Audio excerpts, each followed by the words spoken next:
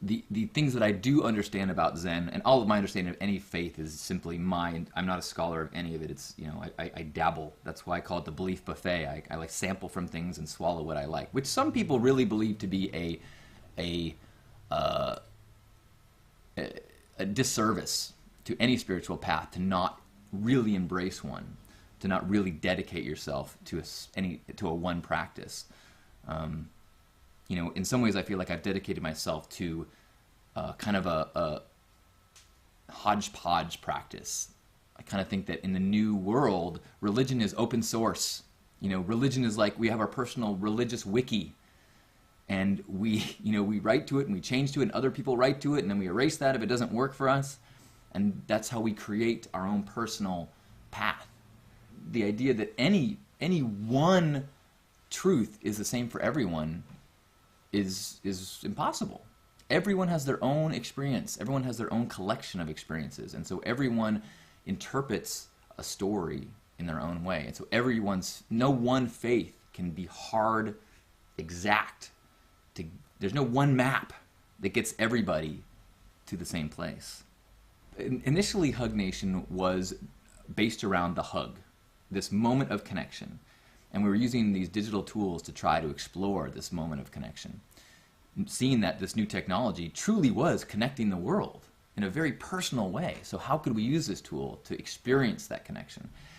And as we practiced and learned our way, we realized that it's good to have a shared experience before that moment, whether that is a reading, whether that is a lecture, whether that is a conversation that we're all experiencing through this webcam and audio. The vibration of the audio is actually shared. And so when I was hosting this with my grandfather, the shared experience was the conversation and interviewing of him, and as he would tell his stories.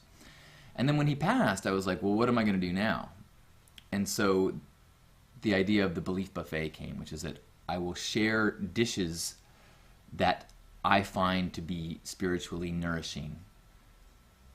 And wherever they come from, it might be a self-help idea, it might be a spiritual book, it might be a lesson on this, an experience I had in the last week, anything that has been a dish that has fed my spiritual belly, with the idea being that it's like a buffet. And you're welcome to just graze, you're welcome to browse it all, you're welcome to, fill your plate with one thing, you can have a little bit of everything, you can fill your plate with it all and then spit it all out. If it resonates, chew on it for a while. If it doesn't, spit it out. You are writing your own spiritual wiki. So the belief buffet is simply a tool to access all of these. We live in an amazing time when it comes to this. When I was growing up, there was no internet. If I wanted to learn about Zen, or if I wanted to learn about any spiritual or religious idea that was a little bit fringe, I had to go to a spiritual bookstore. Maybe there'd be a place in the library, but have you been to a library? Libraries have books that are old. Libraries, the internet, compared to that experience, it's hard to remember. It's hard to remember what it's like when information was something that you had to work for. Right now, if I mention Osho to you, oh my gosh, Osho is a mystic who has so much to say about this idea. You can, 5 minutes from now, be immersed in his words and his ideas and his thoughts.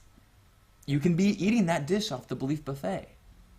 And that is true for as fringe or as mainstream as you want to get. And so this new world access to information is not just access to nuts and bolts information like YouTube videos on how to repair your plumbing. It's also access to the wisdom of the ages, and sometimes actually video, live vibrational words from people who have awakened, who are in touch with the divine consciousness. That gift, that buffet is like, it is an informational knowledge wisdom feast like never before seen in history. And since we have that access, it is, well, the purpose of Hug Nation is to try to, have a little foodie party where we try to find the tastes that are perfect for us. If we were people that were, traveling around following the buffalo herds, we would have very little choices on what our tastes were, what we got to eat. But look at a grocery store today. You can taste fruit from all over the world. You can taste spices from all over the world. And we finally now have that experience in terms of ideas, which allows us to find the perfect map for us. That's what the belief buffet is. And which also means that no dish on the belief buffet is given with pressure. It's all set out, and you take what you want. You create the plate that works for you. You walk away whenever you want. It is a personal path. The buffet is simply a tool, however it suits you. You, beautiful person, are listening to the Hug Nation podcast with Halcyon, recorded live every Tuesday. HugNation.com. You only live once. Enjoy the color.